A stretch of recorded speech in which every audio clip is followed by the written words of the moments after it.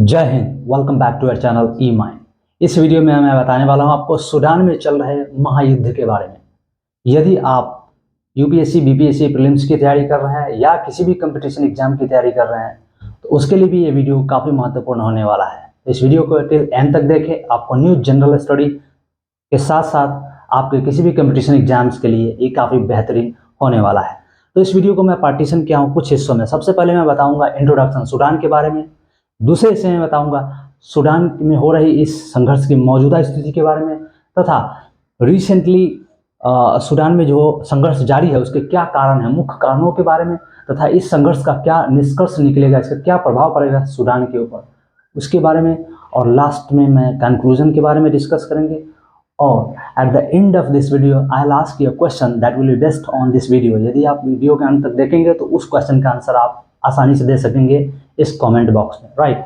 So now let's begin the session. First of all यदि बात करें सूडान की तो सूडान एक अफ्रीकन कंट्री है। यह अफ्रीका की तीसरी सबसे बड़ी कंट्री है जिसकी राजधानी खार्तूम है। सूडान कुछ बड़े देशों से घिरा हुआ है। जैसे यदि बात करें सूडान सबसे पहले सऊदी अरबिया को सेपरेट करता है रेड सी से, लाल सागर से सेपरेट करता है सऊदी अरबिया को। और सूडान एक मुस्लिम डोमिनेटिंग कंट्री देश है जहाँ पे 90% से ज़्यादा लोग मुसलमान हैं। साथ ही यह मुख्यतः Egypt, Chad, Djibouti, Ethiopia, Uganda और डेमोक्रेटिक रिपब्लिक ऑफ कॉन्गो जैसे देशों से घिरा हुआ है। रिसेंटली चल रहे युद्ध के कारण सारे देशों ने अपने बॉर्डर्स को सीज कर दिया है। आइए मूव करते हैं दूसरे रीजन पे। सूडान पर अंग्रेज और इजिप्ट दोनों ही मिलकर इस देश पे शासन किए। जनवरी 1, 1956 को अंग्रेज तथा इजिप्ट दोनों देशों की सहमति से इस देश को आज़ाद घोषित कर दिया गया। तब से यहाँ के लोगों को ऐसा उम्मीद था कि इस देश में शांति और खुशहाली बनी रहेगी, लेकिन ऐसा कुछ हुआ नहीं।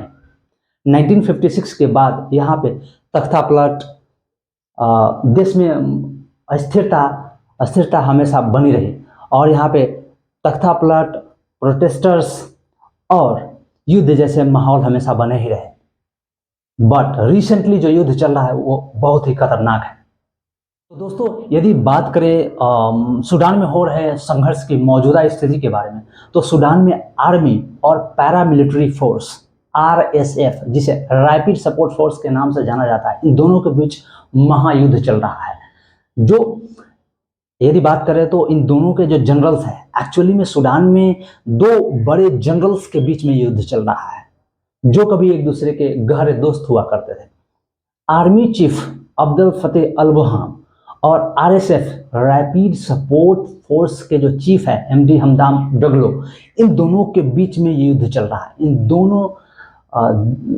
ये दोनों जनरल्स देश में अपनी सत्ता को बनाए रखने के लिए यहाँ के सैनिकों को आपस में लड़वा रहे हैं, यहाँ के फोर्सेस को आपस में लड़वा रहे हैं। देश की राजधानी खार्तूम एक जंग का मैदान बन चुकी है।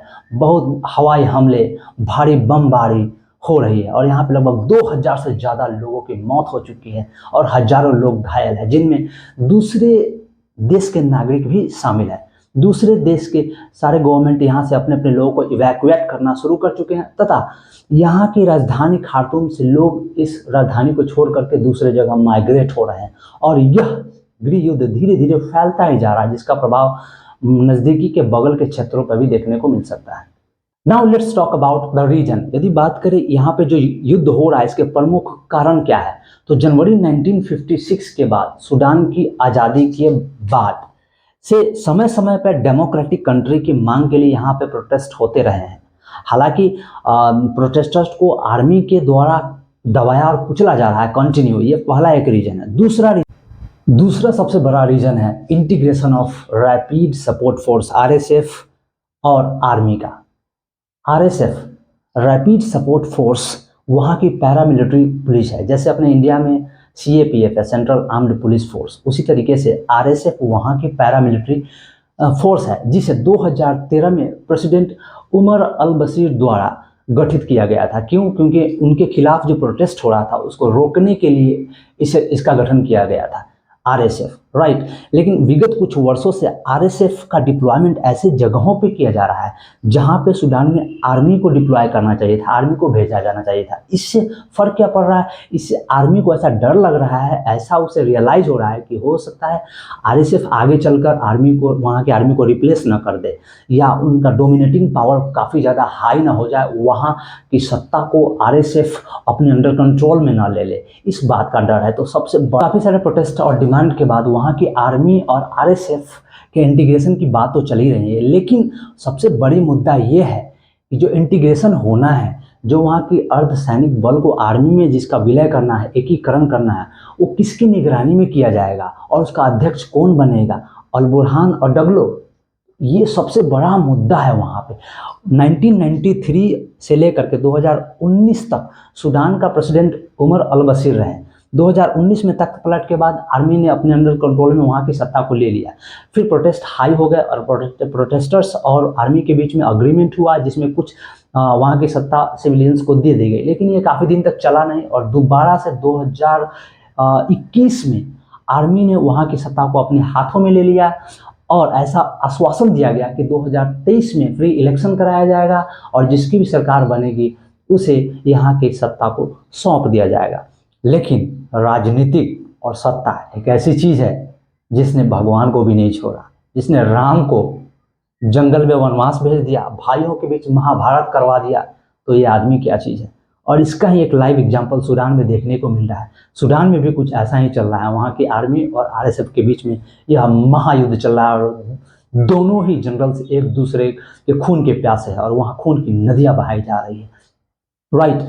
तो आइए अब बात करते हैं इसके इफेक्ट के, जो वहाँ पे संघर्ष चल रहा है इसका क्या प्रभाव पड़ने वाला है सूडान के ऊपर। तो सबसे पहला यदि प्रभाव की बात करें तो वहाँ इन्फ्लेशन, मुद्रास्फीति, वहाँ पर महंगाई काफ़ी ज़्यादा हाई हो जाएगी, हो सकती है। देश की इकोनॉमी, अर्थव्यवस्था पूरा ठप हो सकती है और ये संघर्ष इतना बड़ा रूप धारण कर लिया कि बहुत बड़ा सिविल वार के रूप में परिवर्तित हो जाए और साथ ही इसमें दूसरे देश भी शामिल ना हो जाए। यदि मान लीजिए यूएस की मिलिट्री शामिल हो गई तो यह युद्ध और भी भयावह हो जाएगी। देश की इकोनॉमिक, पॉलिटिकल पावर, सारे चीज़ का पतन हो सकता है और 21वीं शताब्दी में एक देश का पतन होने के तौर पे आप सूडान को देख सकते हैं। तो ये सारे प्रभाव इस युद्ध के कारण पड़ने वाले हैं। Now at the end of this video I am gonna ask you a simple question. जो क्वेश्चन मैं आपसे पूछ रहा हूँ वो यदि आपने वीडियो को कंप्लीट देखा है तो उसका आंसर आप आसानी से दे सकते हैं। तो क्वेश्चन है, अफ्रीकन कंट्री, अफ्रीकन कॉन्टिनेंट का ऐसा कौन सा देश है जिसमें अभी गृह युद्ध चल रहा है तथा वहाँ पे आर्मी और सीएपी, वहाँ के सेंट्रल पुलिस, वहाँ पे अर्धसैनिक बल के बीच में काफ़ी युद्ध चल रहा है और वहाँ से दूसरे देश के लोग अपने लोगों को इवैक्यूएट कर रहे हैं। तो इसका आंसर आप कमेंट बॉक्स में दें। मुझे उम्मीद है ये वीडियो आपको काफ़ी अच्छा और हेल्पफुल लगा है। इसी तरीके की वीडियो के लिए बने रहिए मेरे चैनल ई माइंड के ऊपर। तब तक के लिए keep studying, keep enjoying your days. Thank you, bye bye, जय हिंद।